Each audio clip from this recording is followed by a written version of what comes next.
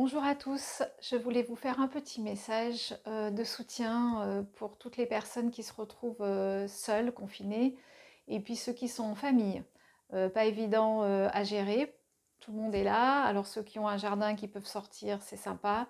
Tous ceux qui vont être en ville, en appartement, je pense très fort à eux. Un grand changement s'impose à nous. Qui dit changement dit sortir de sa zone de confort. Et sortir de sa zone de confort, c'est pas toujours évident, surtout quand on n'y est pas vraiment préparé. On nous demande de rester chez nous, confinés, tous ensemble.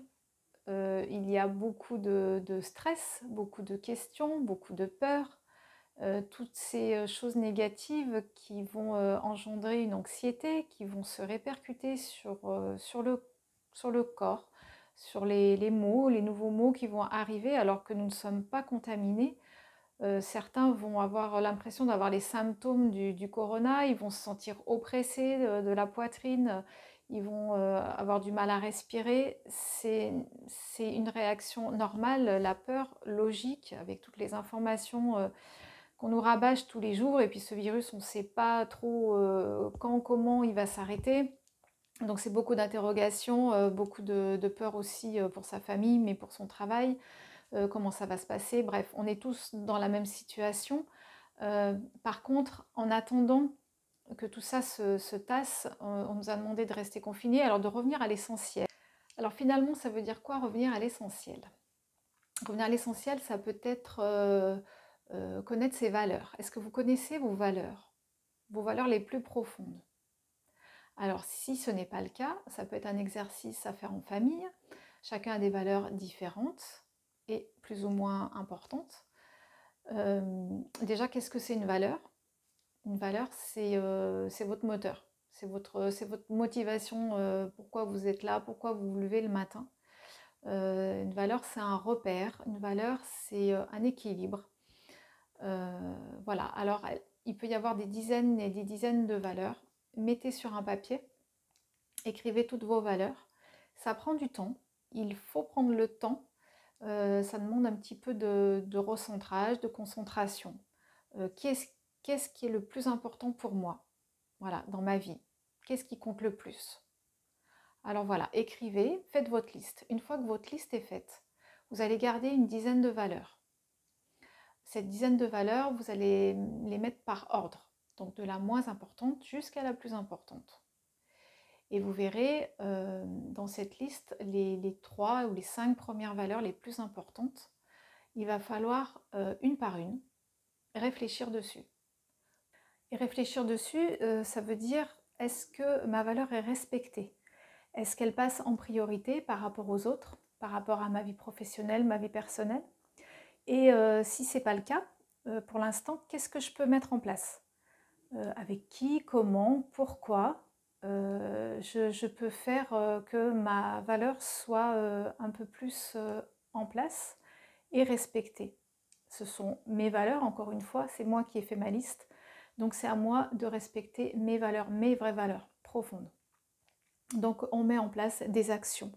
Alors par valeur, par journée, petit à petit, pas à pas, et puis dans le temps, ça va s'étaler.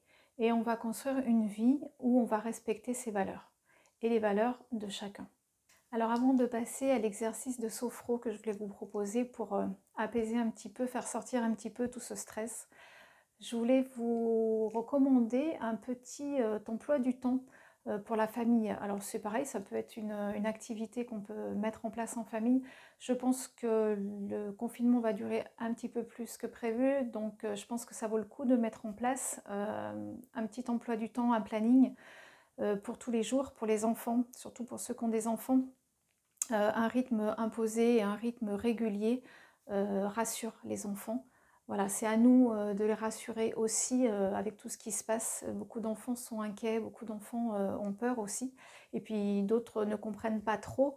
Donc il faut vraiment les rassurer. Et puis avoir un rythme à la maison, c'est déjà un point d'accroche pour eux. Voilà, ils peuvent rester avec leurs parents et surtout avoir un quotidien qui est rythmé, c'est important. Voilà, donc le rythme travail, manger à l'heure, reprendre à l'heure, faire des pauses, faire des petites récrés tous ensemble, essayer de s'isoler parfois si c'est possible dans l'appartement pour avoir un temps pour soi. Voilà, pour faire une sieste, pour lire, pour avoir juste un moment de tranquillité. C'est important aussi, à tour de rôle, de respecter ça, de respecter chacun. Et si chacun met son petit grain de positif dans la journée, ça devrait bien se passer. Voilà. Eh bien, on passe à l'exercice. Donc, je vous propose un petit exercice très facile, à la portée de tout le monde. On écarte les jambes de la largeur du bassin, le dos droit, la tête alignée dans la colonne vertébrale. Les épaules sont relâchées. Je vous explique une fois l'exercice et puis après je le fais avec vous. Donc toutes les tensions qui sont accumulées dans le haut du corps, dans le dos, les cervicales, les trapèzes, voilà, on va pomper comme ça avec les bras, comme pour les activer, comme pour les faire remonter dans les épaules. Le souffle va être coupé pendant cet exercice. Et une fois qu'on n'aura plus d'air, on va relâcher les tensions. Les tensions vont descendre dans le bras jusqu'aux mains. On envoie à la terre le négatif. Et en soufflant, on libère aussi les tensions. D'accord ? On les met à l'extérieur de notre corps. L'exercice se fait les yeux fermés. On va ressentir, on va le faire 3 fois de suite, et on va ressentir entre les 3 phases qu'est-ce qui se passe dans notre corps. Alors peut-être qu'au début il ne se passera rien, c'est pas grave. Vous allez quand même ressentir qu'il ne se passe rien. D'accord ? On se recentre sur soi, sur sa respiration. Alors on y va ensemble, on se prépare, on se met en place, on ferme les yeux, on inspire, on bloque la respiration, on ferme les poings et on active ses épaules.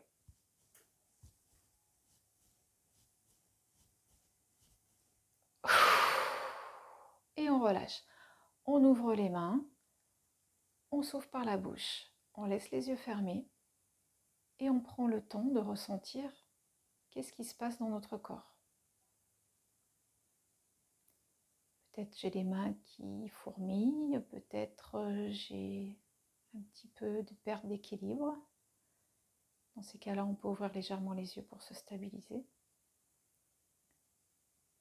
Peut-être je ressens des choses dans mes trapèzes, dans mon cou. On va faire l'exercice une deuxième fois. On inspire. On bloque la respiration, on ferme les poings et on active ses épaules.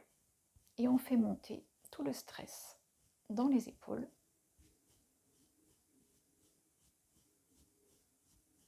Et on souffle. Et on ouvre les mains. Et on fait descendre ce stress à la terre et dans le souffle. On reprend une respiration normale. On laisse les yeux fermés et on ressent. Encore une fois, qu'est-ce qui se passe dans mon corps? Qu'est-ce que j'ai activé? Il peut se passer des choses dans mes jambes, dans mes pieds, dans ma tête. Je prends le temps de ressentir. On va faire cet exercice une dernière fois. On inspire. On bloque la respiration en fermant les poings. Et on pompe. Et on fait monter les dernières tensions dans nos épaules. Et à votre rythme, une fois que vous n'avez plus d'air, vous soufflez en relâchant les mains et le souffle. On a évacué toutes les tensions du haut du corps. Et on ressent comment on se sent, qu'est-ce qui se passe. Et on prend conscience qu'on a libéré des tensions. Quand vous êtes prêt, vous pourrez rouvrir les yeux. C'est un exercice qui est facile, qui est à la portée de tout le monde. On peut le faire plusieurs fois par jour. Je vous referai une petite vidéo la semaine prochaine sur le stress, sur l'angoisse, sur la peur. Il y a d'autres exercices qui peuvent être faits, dont la respiration. Voilà, écoutez, j'espère que tout va bien se passer pour vous. Bon courage et à très vite.